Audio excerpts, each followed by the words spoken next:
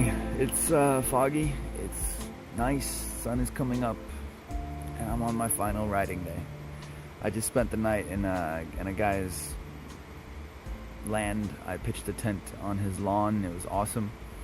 I just rocked up and asked him, "Hey, you don't know me. I'm on my way through. Can I pitch on your lawn here?" And he was like, "That is really weird. I'm not sure. Should I get his information? What's going on?" And like 5 minutes later, everything was cool. He made coffee for me. I came inside his house and we were just hanging out. His 4-year-old son, came out and showed me all his toys in Dutch. So I learned how to say I don't know, lorry, truck, and crane and stuff. And he had this ball game. It was awesome. It was just nice, right? And it's like the whole situation. I think it kind of taught him that people are probably cool. I don't know about it taught him. Maybe he already knew, but yeah, no, it was pretty cool. I had fun with that. Anyway, I have 135 kilometers to Rotterdam, and I have a couch surfer to stay with, so I'm gonna go and make that happen. So, talk soon.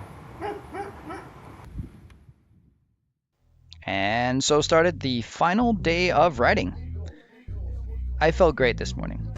Compared to the day before, I had such a great night's sleep. My knee was feeling better. It was a great idea to just ask a stranger if I could sleep on his lawn.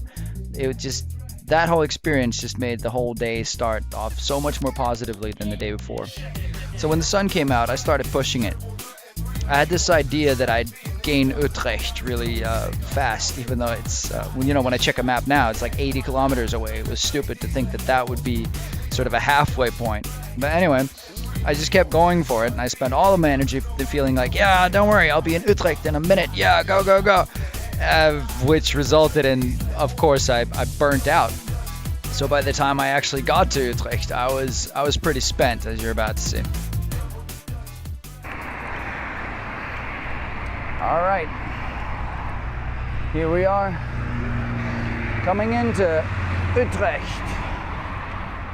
That has been my part goal for all of the day, and it is now basically 1 o'clock.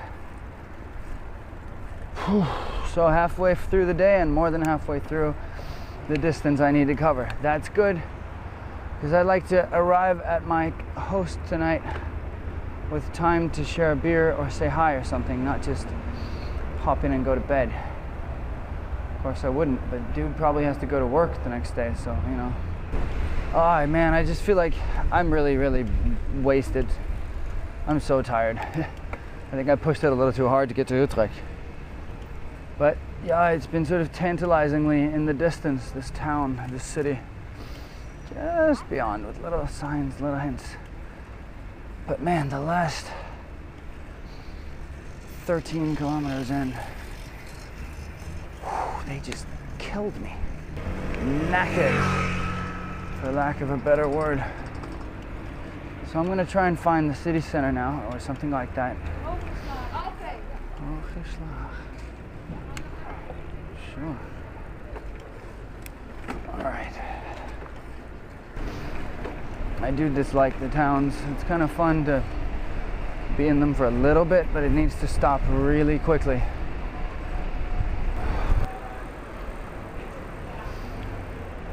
People are serious about red lights. I mean, we all stop. You're actually gonna stop for a blinking yellow, aren't you? Nope. Snore.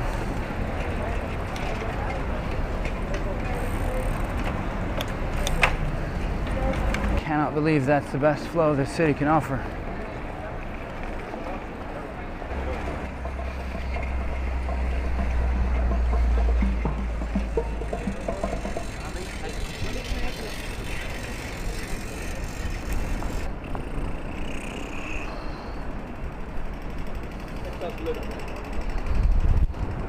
I am just so tired. I'm having one of those days where I'm just falling asleep on the bike. So I'm not sure what I'm doing wrong here, but a desperate man's desperate measure. I have about to the A of water left in this, and I put in probably 3 tablespoons of instant coffee in there. So that's going to be my espresso shot to get me through it. It seems to be the only thing that works. If I eat sugar, I get a sugar high pretty quick. But then I get really tired afterwards. So I'm blaming glucagon. I think there's a balance there that isn't struck. Anyway, desperate times.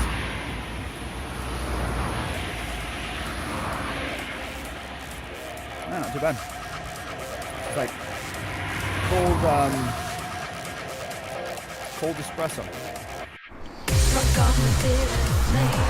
Hey, update on the coffee trick. The drink your last bit of water with half of the remaining parts of your instant coffee in one gulp.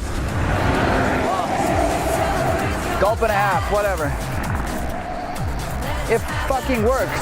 There's a reason that thing is psychotropic and goes straight into your brain.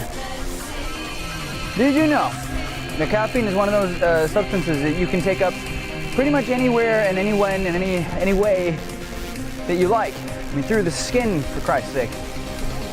Through your mouth, through the rectum. Yes, that's real. I was dead in the seat before. I was just, feeling all the pain and falling asleep and hanging. It's much better now. So yeah, drugs are bad, okay? But coffee is fucking awesome. Loki out.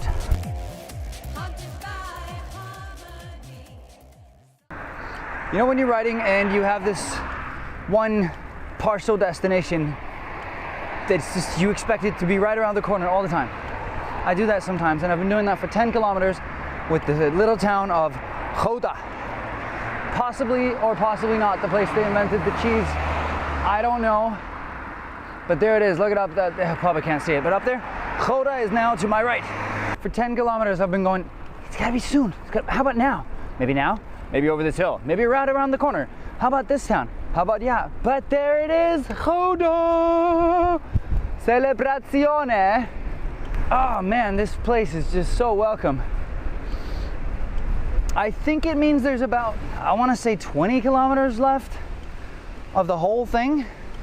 We're getting into the last couple legs here.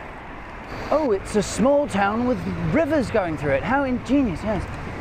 All right, I gotta go for, or is it Moordrecht or something like that? There you go.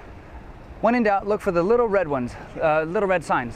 Of course, I can't show you now because they're behind the light. Up there, up yonder, there is, oh.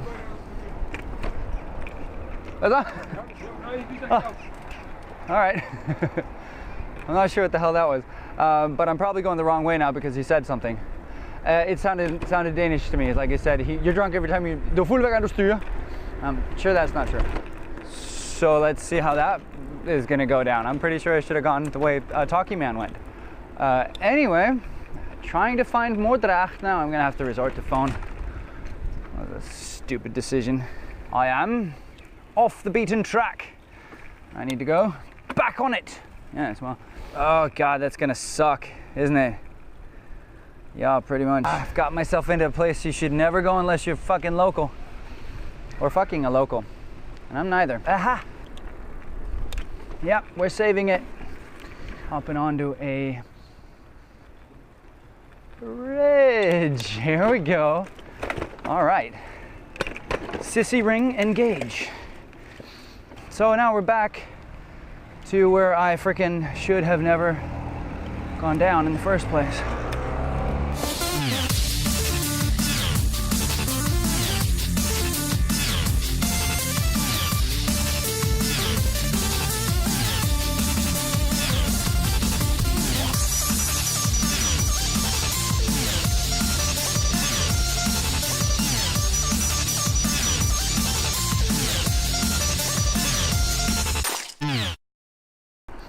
All right, Swan Crossing. This could be where I die.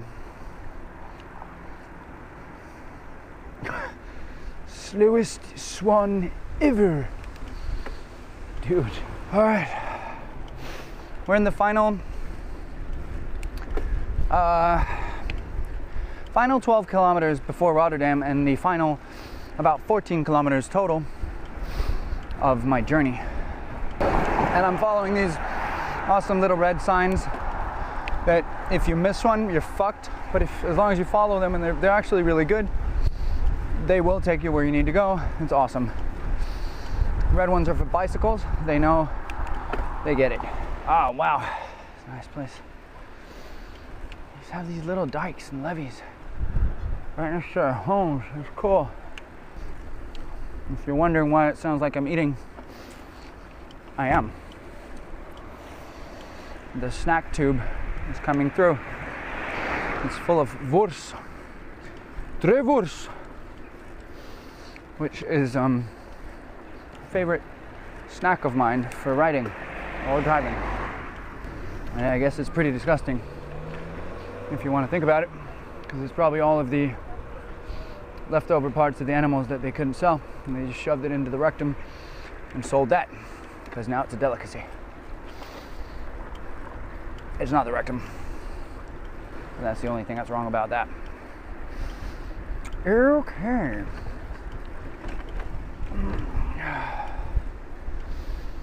Damn, this place is nice. So here's the last leg just before Rotterdam proper. Few more moat houses that leads into a park-like area, and rather unceremoniously, suddenly I was in Rotterdam. All right, welcome to frickin' Rotterdam. I did it. How's that? That's not bad, dude. That's like a 700 kilometer ride. Horn's still with me, so that's awesome. Yo, just passed by a police station there. That was weird. Their logo seems to be a waffle with ice cream on top of the O, and the O is dropped. So on top of that O, it's so heavy that it drops the O down, is a waffle with ice cream on it. Looking at it more, I figured that might not be an O. Sorry, it is an O. It might not be a waffle. It could be a book on fire. So there's that. Yeah, I'm not sure which is better. I think I'd rather have the honesty of the waffle with ice cream than the perhaps even more brutally honest book on fire. The book. Yeah, maybe. I'm basically there. It is on this road. All right, 226, 230. I'm basically there. Just gotta find 232. And that, ladies and gentlemen, marks the end of the journey.